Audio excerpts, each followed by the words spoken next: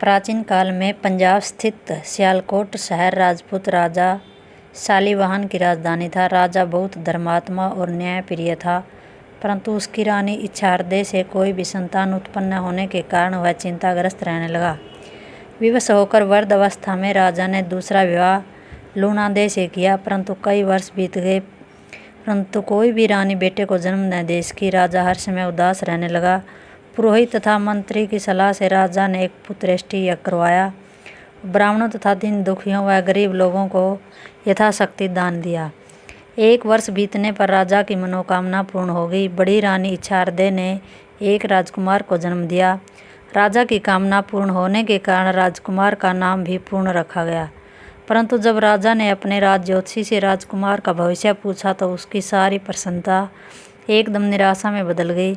ज्योतिषी ने बताया कि 12 वर्ष से पहले राजकुमार का मुख देखना आपके लिए अनिष्टकारी होगा।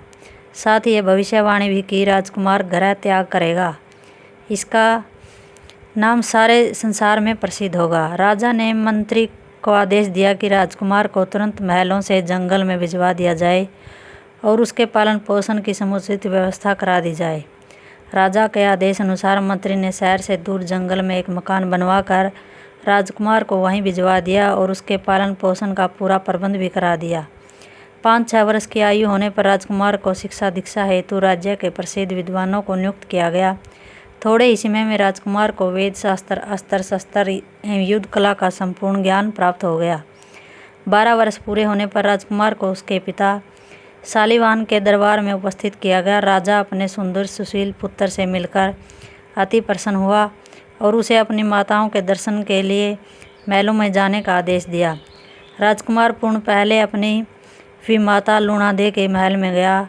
वहाँ आज्ञाकारी पुत्र के समान हाथ जोड़कर लूणादे को सादर प्रणाम किया।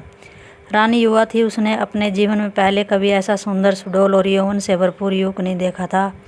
बेटे के प्रणाम का स्नेहपूर्वक उत्तर देना तो रानी भूल ही गई।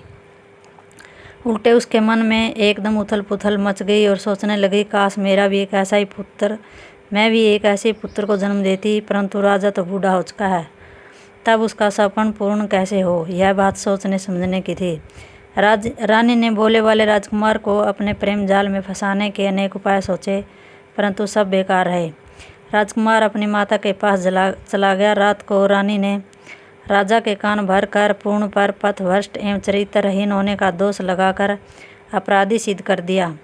बूढ़ा राजा युवा रानी की चाल में आ गया और उसने बिना जांच पड़ताल किए अगले दिन पूर्ण के लिए मृत्युदंड का आदेश दे दिया। तब राजा आज्ञा का पालन करने जल्लाद उसे पकड़कर वीरान जंगल में ले गए। राजकुमार के सुकोमल एवं चांद से मुखड़े को देखकर उनका मन भर गया और उसे जान से न मारकर केवल हाथ पैर घायल करके एक कुएं में डालकर वापस शहर में चले गए और राजा को बता दिया कि उन्होंने राजकुमार को मार दिया। सौभाग्यवश उसी जंगल में गुरु गोरखनाथ की मंडली ने पानी पीने के लिए कुएं का सहारा देखकर रात के लिए वहां अपना पड़ाव डाल दिया। गुरु के आदेश अनुसार एक चेला कुएं से पानी लेने गया। उसने जैसे ही डोरी से बंधा अपना लोटा कुएं में डाला, उसे राजकुमार पूर्ण ने अपने घायल हाथों से पकड़ लिया।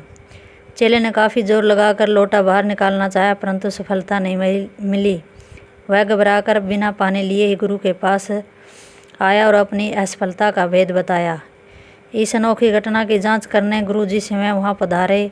कुएं में जाकर देखने से पता चला कि वहां तो एक दुखी मनुष्य पानी में पड़ा है। अन्य चेलों की सहायता से राजकुमार पूर्ण को बाहर निकाला गया और गुरु गोरखनाथ ने उसके बारे में पूरी जानकारी प्राप्त की। गुरु गोरखनाथ ने अपनी दवा एवं दुआ से राजकुमार को बहुत ही कम समय में पूर्ण रूप से स्वस्थ कर दिया। इस असीम कृपा के लिए राजकुमार ने गुरुजी के प्रति कृतज्ञता प्रकट की, साथ ही उनका शिष्य बनने की प्रार्थना की, जिसे गुरु महाराज ने स्वीकार कर लिया। राजकुमार गुरु मंत्र लेकर अब पूर्णार्थ बन गया था।